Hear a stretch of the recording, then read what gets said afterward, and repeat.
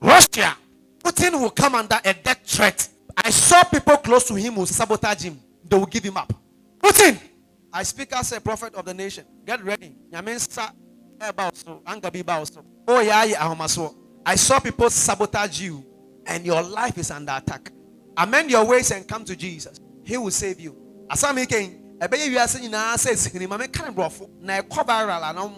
Putin, there is a death threat on you. I saw this 4 months ago. The Lord came to my room and told me that there's a gang up to bring you down because you are becoming too proud.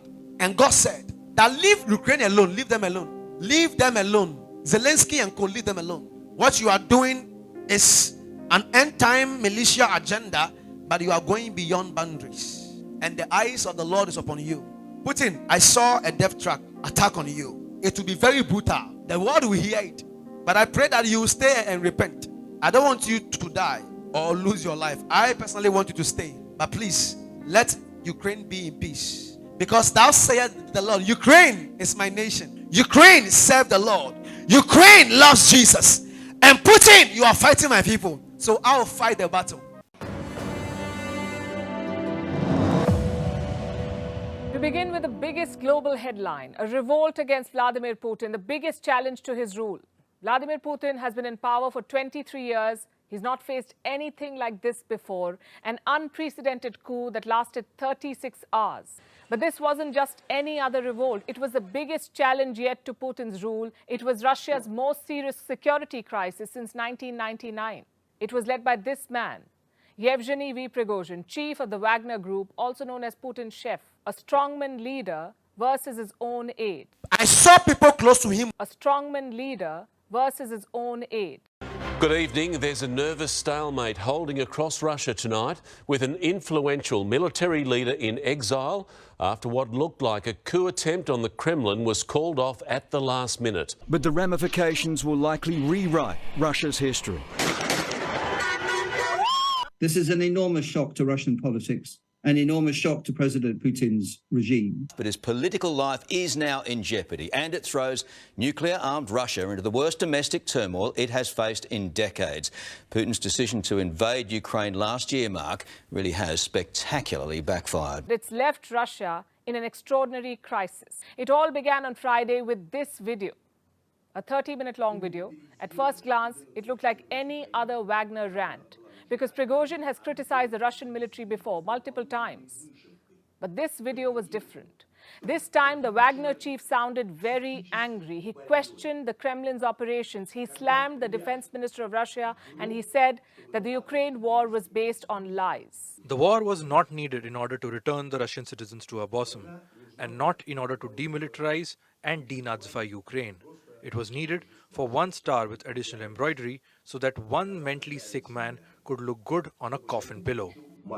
So Putin decided to address the nation. He called it a stab in the back for the country. Listen to this. We won't let it repeat a civil war. We will protect our people and our statehood from any threats, including treason from the inside. What we are facing now is treason. Unreasonable ambitions and personal interests lead to treachery, state treason, and betrayal of own people. But even this failed to stop Wagner. By Saturday afternoon, they were less than 400 kilometers away. So the Wagner army is marching on. They're just hours away from the capital. At a later point, they're some 250 kilometers away. That's when the unexpected happens. Prigozhin hits the mission abort button. Why? Apparently to avoid bloodshed. The Wagner chief says a compromise was brokered, not by Putin, but by Belarusian President Alexander Lukashenko. Some local people were seen cheering for him. Others shook his hand through the car window. Meanwhile, the Wagner mercenaries headed back to their base, and just like that, the rebellion was over. It ended as suddenly as it began. At least for now, it's ended. And remember, all this was happening while Russia is still at war in Ukraine. Putin had to move forces to protect himself from a private army that he helped create. Which brings us to the most crucial question. Where does this leave the Russian president? Has his hold on power weakened?